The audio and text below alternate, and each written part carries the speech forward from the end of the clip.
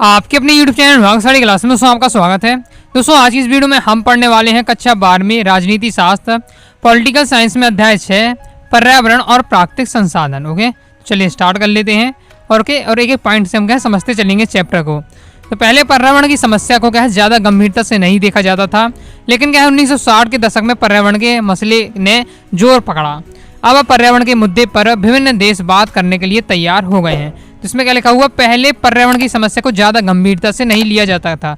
देखिए अब जो पर्यावरण की समस्या मतलब पर्यावरण में जो प्रदूषण हो रहा है, ओके, पर्यावरण से संबंधित जो समस्या हैं, ओके, उनकी इसमें बात होने वाली। ओके, तो पहले के समय क्या है पर्यावरण से संबंधित इतनी गंभीरता से नहीं लिया जाता था पर्यावरण की समस्या को। अब क्यों नहीं लिया जाता था? क्योंकि पहले ना फैक्ट्रियाँ थी, ना ही ज़्यादा औद्योगिकरण हुआ था, ना ही उद्योग लगे हुए थे। पहले समय में इतना कुछ नहीं था, इसलिए क्या है पर्यावरण की समस्या भी नहीं थी। तो समस्या ही जितनी ज़्यादा नहीं थी तो इसलिए गंभीरता से इस समस्या को नहीं लिया जाता था। लेकिन क्या है धीरे धीरे उद्योग हुए, ओके, औद्योगिकरण हुआ तो क्या है पर्यावरण प्रदूषण बढ़ने लगा। ओके, इसके बाद इसलिए क्या है 1960 के दशक से क्या है पर्यावरण के मसले पर क्या है जोर दिया जाने लगा और अब क्या सब देश अब इसमें बात करने के लिए तैयार है। ओके, पर्यावरण की विभिन्न समस्याएं, पर्यावरण की समस्याओं के बारे में बात कर रहे हैं। ओके, तो कौन कौन सी समस्याएं हैं? तो कई प्रकार की समस्याएं हैं, जैसे कृषि योग्य भूमि का घटना। ओके, कृषि योग्य भूमि नहीं अब कम होती जा रही है क्योंकि धीरे धीरे क्या है औद्योगिकरण हो रहा है, मकान बनते जा रहे हैं। ओके, साथ ही क्या है चारागाह में लिए चारे खत्म होना, अब भूमि ही नहीं बचेगी यहाँ, तो ना ही कृषि योग्य भूमि बचेगी और ना ही चारागाह मतलब जानवरों के चरने के लिए चारागाह बचेगी। ओके, मत्स्य भंडार का घटना, जल प्रदूषण बढ़ रहा है, जल की कमी हो रही है। आदि क्या है खाद्य उत्पादन में कमी हो रही है। विकासशील देशों में क्या है पानी, पीने का पानी नहीं मिल पा रहा है। ऐसे कई सारे देश हैं जहाँ तक क्या है अच्छे से पीने तक का पानी भी साफ नहीं मिल पा रहा है। ओके, वनों की अंधाधुंध कटाई हो रही है, जैव विविधता को क्या है बहुत हानि हो रही है, ओजोन परत पर छेद। ओके, ये भी एक मुख्य कारण है। तो ये सब मैंने जो आपको बताया ये सब क्या है पर्यावरण की मुख्य समस्याएं हैं। ओके, तो पर्यावरण की समस्या राजनीतिक मुद्दा कैसे है आपके मन में भी आ रहा हो, ये पूरे इस चैप्टर में हम क्या है पर्यावरण और पर्यावरण की समस्याओं के बारे में पढ़ने वाले हैं। ओके, लिख दो ये अपन क्या है पॉलिटिकल साइंस अपन चैप्टर मतलब पॉलिटिकल साइंस के अंदर इस चैप्टर को पढ़ रहे हैं। ओके, तो पॉलिटिकल साइंस मतलब राजनीति शास्त्र में ये पर्यावरण का समस्या क्यों आ रहा है? ओके, पर्यावरण का चैप्टर क्यों आ रहा है आपके मन में भी आता होगा, तो क्योंकि ये क्या है एक राजनीतिक मुद्दा है। ओके, इसको ये सॉल्व करने के लिए पर्यावरण की अगर समस्या को हमें सॉल्व करना है, ओके, पर्यावरण की जो समस्या है उन्हें सॉल्व करने के लिए क्या है राजनेताओं, ओके, और सभी क्या है सरकार को इसमें साथ देना होगा, इसलिए क्या है राजनीतिक मुद्दा है, इसलिए हम क्या है पॉलिटिकल साइंस में ये पढ़ रहे हैं। ओके, तो पर्यावरण की समस्या क्या है राजनीतिक मुद्दा कैसे है? तो पर्यावरण की यह समस्या विभिन्न देशों की सरकारों के द्वारा ही सुलझाया जा सकता है, इसलिए क्या है एक राजनीतिक मुद्दा माना जाता है। ओके, विद्वानों के एक समूह क्लब ऑफ राम ने 1972 में लिमिट्स टू ग्रोथ नामक पुस्तक लिखी। इस पुस्तक में दर्शाया गया कि जनसंख्या के बढ़ने से किस प्रकार का संसाधन घट रहे हैं। UNEP जो क्या है जिसका फुल फॉर्म क्या है संयुक्त राष्ट्र पर्यावरण कार्यक्रम, ओके, ने क्या है पर्यावरण से संबंधित मुद्दों पर सम्मेलन कराए हैं। हम देखेंगे रियो सम्मेलन 1992। तो ऑब्जेक्ट में पूछा जाता है आपसे रियो सम्मेलन कहाँ हुआ और कब हुआ, तो आपको याद रखना है 1992 में ब्राजील में हुआ। ओके, आगे मैं आपको बता देता हूँ। तो 1992 में रियो सम्मेलन ब्राजील के रियो डी जेनेरो में हुआ था। UNO ये क्या है पर्यावरण की समस्याओं को समाधान करने वाली एक संस्था है। ओके, UNO, ओके, तो का पर्यावरण और विकास के मुद्दे पर सम्मेलन था। ओके, इसमें क्या है एक सम्मेलन हुआ जिसमें क्या है 170 देश शामिल हुआ। इस सम्मेलन में क्या है हजारों स्वयंसेवी संगठन भी शामिल हुए, इसमें कई बहुराष्ट्रीय निगम भी शामिल हुए। इसे क्या है पृथ्वी सम्मेलन भी कहा जाता था। ओके, तो आपसे पूछा जा सकता है पृथ्वी सम्मेलन किसे कहा जाता है, तो रियो सम्मेलन को भी क्या है पृथ्वी सम्मेलन कहा जाता था। ये कहाँ हुआ, तो ब्राजील के रियो डी जेनेरो में हुआ था, 1992 में हुआ था। ये आपको याद रखना है फैक्ट। ओके, रियो सम्मेलन क्या है 5 वर्ष पहले 1987 में आवर कॉमन फ्यूचर नामक रिपोर्ट छपी थी। इस रिपोर्ट में यह बताया गया था कि आर्थिक विकास के चालू तौर तरीके आगे चलकर टिकाऊ साबित नहीं होंगे। विश्व के दक्षिणी हिस्से में औद्योगिक विकास की मांग अधिक प्रबल है, मतलब जो विश्व का दक्षिणी शहर में आगे आपको चित्र के माध्यम से बताऊंगा, वहाँ औद्योगिक विकास ज़्यादा हो रहा है। ओके, इस कारण क्या है विश्व के कई भागों में खनिज उद्योगों की आलोचना एवं विरोध हुआ। अब उद्योगों के आलोचना विरोध क्यों हुआ? क्योंकि मेन जो प्रदूषण का मुख्य रीजन है पर्यावरण का वो है उद्योगों के, इस कारण से आलोचना हुई। उदाहरण के लिए जैसे फिलीपींस में कई समूह और संगठनों ने एक साथ मिलकर ऑस्ट्रेलियाई बहुराष्ट्रीय हो जाएगा कंपनी बैटर्स माइनिंग कॉरपोरेशन के खिलाफ क्या है अभियान चलाए हैं। कुछ आंदोलन बड़े बांधों के खिलाफ भी हुए, क्योंकि अब बांध भी अगर होते हैं, अगर बांध भी कहीं बनना है तो उससे भी क्या है बहुत सारी क्षति होती है, क्योंकि जब जहाँ बांध बनेगा वहाँ के जो अगल बगल की बस्तियाँ हो गई उन्हें पूरा खाली कराया जाएगा। ओके। साथ ही वहाँ बाढ़ आने की संभावना पर कम हो जाती है, लेकिन क्या है वो बस्तियाँ खाली कराई जाएंगी। ओके, वो बाढ़ों से भी क्या है वहाँ की जमीन क्या है बंजर हो जाती है। ओके, तो बांधों के खिलाफ भी क्या है आंदोलन चलाए गए। बांध विरोधी आंदोलन नदियों को बचाने के आंदोलन के रूप में देखे जाते थे। ओके, 1980 के दशक के शुरुआती और मध्यवर्ती वर्षों में विश्व का पहला बांध विरोधी आंदोलन दक्षिणी गोलार्ध में चला। 1980 के दशक में क्या है पहला मध्यवर्ती आपका विश्व बांध विरोधी आंदोलन हुआ। ओके, इसमें क्या है ऑस्ट्रेलिया में चला यह आंदोलन।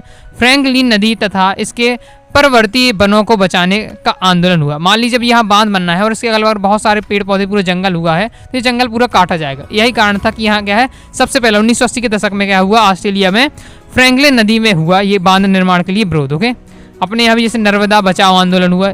ये दक्षिणी गोलार्ध के देशों में तुर्की से लेकर थाईलैंड और दक्षिणी अफ्रीका तक, इंडोनेशिया से लेकर चीन तक के बड़े बांधों को बनाने की होड़ लगी है। भारत में भी बांध विरोधी आंदोलन चलाया गया, जैसे क्या है नर्मदा आंदोलन, नर्मदा बचाओ आंदोलन। अब संसाधनों की भू राजनीति देख लेते हैं। इस संसार में भिन्न स्थानों पर भिन्न भिन्न प्रकार के संसाधन उपलब्ध है। हर देश के पास अलग अलग संसाधन है। ओके, इन संसाधनों को लेकर झगड़ा अतीत में चलता रहता है। मतलब इन संसाधनों को लेकर क्या है हमेशा झगड़ा होता है। ओके, किसी देश के पास खनिज संसाधन अधिक है, तो किसी देश के पास क्या है तेल के संसाधन है, तो किसी देश के पास इमारती लकड़ी है, तो कुछ देशों के पास क्या है नदी, पहाड़ और चट्टानें हैं। कुछ देशों के पास क्या है वृक्ष, वनस्पति, जानवर, पानी इत्यादि है। यूरोपीय ताकतों का विश्व प्रसार का मकसद संसाधन ही है। मतलब जो यूरोपीय की जो विस्तार होता है, ताकत मतलब विस्तार करते हैं, तो मेन रीजन क्या है उनके संसाधनों पर कब्जा। दो देश हैं और एक देश क्या है दूसरे पर आक्रमण कर कब्जा कर लेता है, तो दूसरे देश के जितने संसाधन होंगे वो जिसने जीत लिया वो राज उसके कहलाएंगे। ओके, तो इमारती लकड़ी, तेल संसाधन हमेशा क्या है महत्वपूर्ण रहे हैं। पेट्रोलियम पर नियंत्रण बनाने का प्रयास सदैव किया जा रहा है। ओके, जैसे सऊदी अरब में सबसे ज़्यादा पेट्रोलियम होता है, उसके बाद इराक में होता है। तो खाड़ी देशों के क्या है तेल संसाधनों का हथियाना का प्रयास किया जाता है। सऊदी अरब में विश्व का सबसे बड़ा तेल उत्पादन देश है, इराक दूसरे स्थान पर है।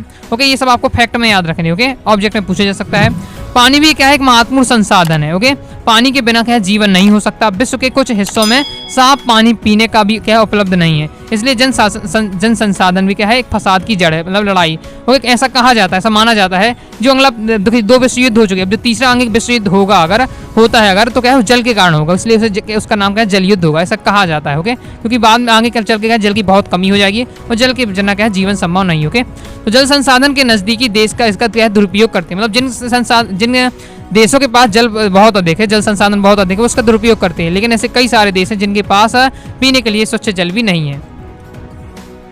ओके, पानी को लेकर क्या है हिंसा झड़प भी हुई है। उदाहरण के लिए क्या है 1950 से 1960 के दशक में इजराइल, सीरिया, जॉर्डन के बीच युद्ध हुआ, किसके लिए पानी के लिए। ओके, नदियों के लिए। और दूसरा क्या है तुर्की, सीरिया, इराक के बीच भी क्या है फरात नदी के में जल विवाद हुआ। ओके, ये सब क्या है जल से संबंधित मामले हैं। रियो सम्मेलन में यह बात खुलकर सामने आ गई कि उत्तरी और दक्षिणी गोलार्ध के देशों के सामने अलग अलग समस्या और चुनौतियां हैं। उत्तरी गोलार्ध के देश क्या है विकसित और धनी देश हैं, जबकि जो दक्षिणी गोलार्ध के देश है वो क्या है गरीब और विकासशील देश है। मैं आगे चलकर आपको दिखाता हूँ।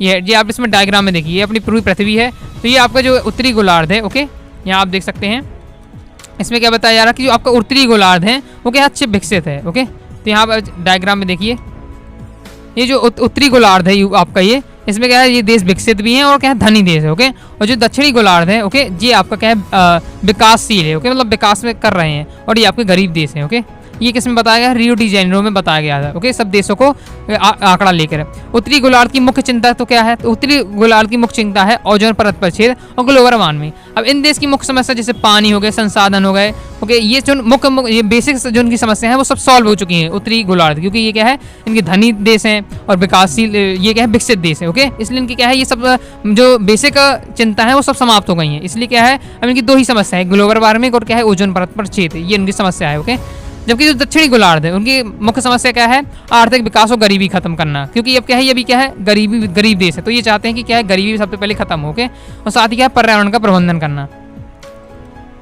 अब रियो सम्मेलन में जलवायु परिवर्तन, जैव विविधता और वानिकी के संबंध में कुछ नियमाचार निर्धारित किए गए, कुछ नियम बनाए गए।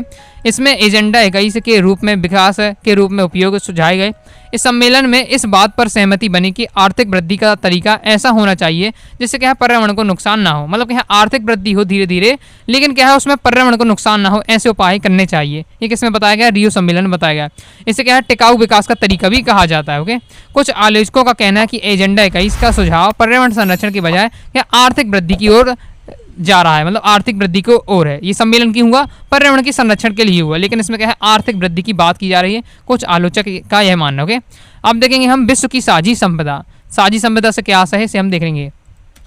तो साझी संपदा ऐसे संसाधनों को कहते हैं जिन पर किसी एक का नहीं बल्कि क्या है पूरे समुदायों का अधिकार होता है, मतलब किसी एक ऐसा संसाधन जिसमें किसी एक देश का नहीं मतलब कई देशों का उसमें अधिकार होता है। ओके, उदाहरण के लिए छोटे रूप में अगर उदाहरण देखें, जैसे गांव है या शहर भी है, गांव का मैंने एग्जाम्पल लें तो संयुक्त परिवार का चूल्हा, अगर एक चूल्हा होता है तो घर में तो क्या है संयुक्त परिवार है तो उस चूल्हे को सभी उपयोग करेंगे।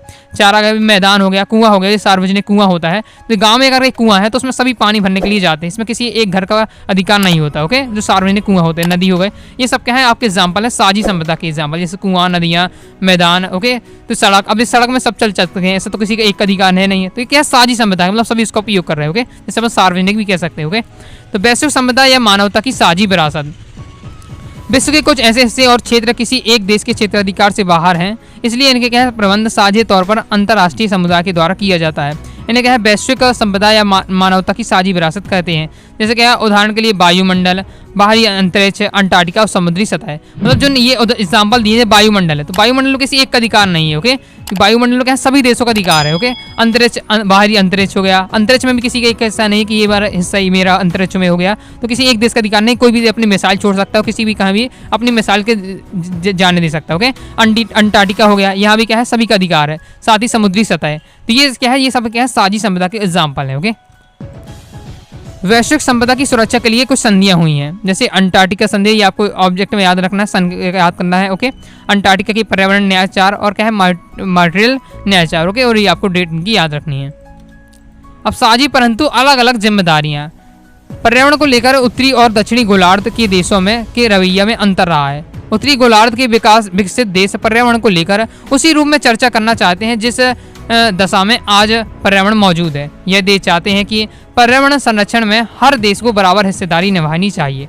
अब देखिए इतना ये हिस्सा दिया हुआ, ये 3 लाइन बतानी किसके बारे में है? उत्तरी गोलार्ध। उत्तरी गोलार्ध मतलब जो क्या है विकसित देश है और अमीर देश है, तो वो जो विकसित और अमीर देश हैं उनका मानना है कि क्या है सभी को क्या है बराबर हिस्सेदारी से क्या है सहयोग करना चाहिए। मान लीजिए किसी पर्यावरण संरक्षण के लिए मान लीजिए धन जुटाए जाना है तो सभी देश क्या है बराबर पैसा दे। ओके, ये बताया जाना तो सभी क्या है बराबर हिस्सेदारी होना चाहिए। ये कौन कह रहा है? ये क्या है उत्तरी गोलार्ध के देश कह रहे हैं। ओके, अब देख लेते दक्षिणी गोलार्ध। दक्षिणी गोलार्ध के देश मतलब जो क्या है गरीब और क्या है विकासशील देश हैं, तो लेकिन क्या है दक्षिणी गोलार्ध जो विकासशील देश हैं यह चाहते हैं कि पर्यावरण को ज़्यादा नुकसान विकसित देशों ने पहुंचाया, मतलब क्या है उत्तरी गोलार्ध के देशों ने पहुंचाया, तो उसके नुकसान की भरपाई भी ज़्यादा क्या है विकसित देश ही करें। ओके, मतलब किस प्रकार से लड़ाई चल रही है किसमें? दक्षिणी गोलार्ध में और उत्तरी गोलार्ध में। उत्तरी गोलार्ध है जो क्या है अमीर है और क्या है उत्तरी गोलार्ध अमीर है और विकसित है। ओके, वो कहता है कि सबको क्या है बराबर हिस्सेदारी करनी चाहिए पर्यावरण संरक्षण के लिए। मान लीजिए पर्यावरण संरक्षण के लिए कुछ काम करना है तो उसमें पैसे चाहिए, तो सब देश के हैं बराबर पैसे दें।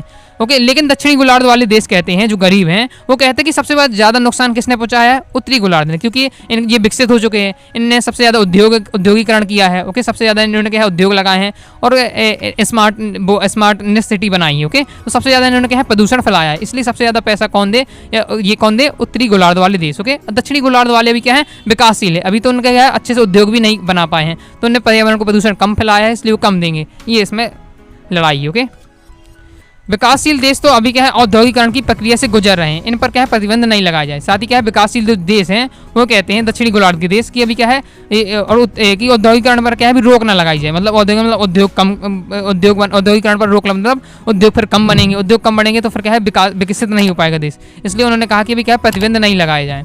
इसी कारण क्या है 1992 में रियो सम्मेलन में इसे प्रस्तावित किया गया था और मान लिया गया था कि इस सिद्धांत को क्या है साझी परंतु क्या है अलग अलग जिम्मेदारी कहा जाता है। अब देखेंगे हम संयुक्त राष्ट्र संघ के नियमानुसार, जैसे कहते हैं UNFCCC 1992 में इसकी स्थापना हुई है। इसका फुल फॉर्म क्या है? United national framework convention of climate change. Okay, इसका आपको फुल फॉर्म याद रखना है और सन आपको याद रखना है कि कब स्थापित हुआ। संयुक्त राष्ट्र संघ।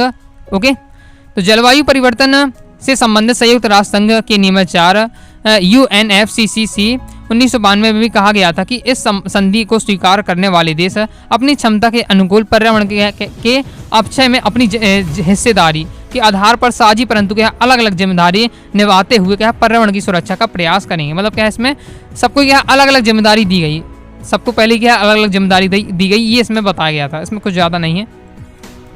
इस नियमाचार को स्वीकार करने वाले देश इस बात से सहमत थे कि ऐतिहासिक रूप से भी और मौजूदी समय में भी ग्रीन हाउस गैसों के उत्सर्जन में सबसे ज़्यादा भूमिका विकसित देशों की है। विकासशील देशों के प्रति व्यक्ति की उत्सर्जन क्षमता कम है। इस कारण चीन, भारत और अन्य विकासशील देश क्योटो प्रोटोकॉल के बंधता से अलग हुए गए। मतलब इसमें अब आगे हम पढ़ेंगे क्योटो प्रोटोकॉल, बहुत ही महत्वपूर्ण क्वेश्चन है, आगे मैं बताऊंगा। तो क्योटो प्रोटोकॉल में क्या है फिक्स कर दिया गया था कि जो विकसित देश है वो क्या है कम इसमें कम क्या है उत्सर्जन करेंगे। ओके, जबकि क्या है जो चीन, भारत जो क्या है अभी विकासशील देश हैं, ये क्या है क्योटो प्रोटोकॉल के अंदर रहकर क्या है औद्योगिकरण ये कर सकते हैं, जबकि विकसित देश क्या है बहुत ही कम करेंगे और सोच समझ कर करेंगे। ओके, इसमें बताया जा रहा है।